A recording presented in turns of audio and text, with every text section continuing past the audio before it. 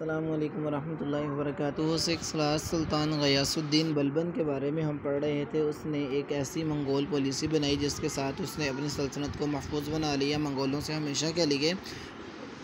उसके बाद इंतज़ाम सल्तनत और अमन व अमान के बारे में थोड़ा सा छोटा सा एक टॉपिक है, आज हम पढ़ेंगे।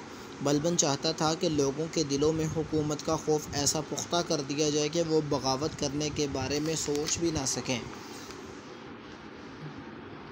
जब भी कोई दुश्मन सर उठाता तो उसे सख्ती से कुचल देता। बंगाल के बागियों को इसने इबरतनाक सज़ाएँ दी। बलबन दरबार में आदाब शाही का बहुत ख्याल रखता था। उसने अपने दरबार को बड़ी शान शौकत से आरास्ता कर रखा था। सुल्तान ग़ियासुद्दीन बलबन ने फ़ौज को नए सिरे से मुनज़्ज़म किया। उसने किलों की तामीर और मरम्मत की। उसने जागीरों को ख़त्म कर दिया। उसने यानी कि ये तामीरात का जो सिलसिला था उसको बेहतर बनाया और उसने जागीरों को ख़त्म कर दिया कि जो एक भी वज़ीर आता था वो अपने साथ हज़ारों लाखों करोड़ों रुपए की जो मालियत होती थी वो जागीर अपने पीछे छोड़ जाता था और आगे अगली नस्ल में मुंतकिल हो जाती थी। उसने इस चीज़ को ख़त्म कर दिया।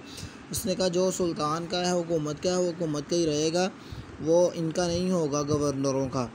सुल्तान ने 20 साल तक हुकूमत की। एक दफ़ा उसने कहा था कि दूसरे मुल्कों पर चढ़ाई करने का से बेहतर है कि बादशाह अपने मुल्क का इंतज़ाम बेहतर रखे और अमन व अमान कायम करे। उसके ज़माने में अमन व अमान का दौरा था। सुल्तान ग़ियासुद्दीन बलबन ने 1286 में वफ़ात पाई। तो अमन व अमान के हवाले से आपने फिर सुन लिया कि ग़ियासुद्दीन बलबन ने अमन व अमान का जो सिलसिला था वो कैसे उसने कायम कर रखा था, कौन कौन से उसने इक़दामात किए अपने मुल्क के अंदर सल्तनत में।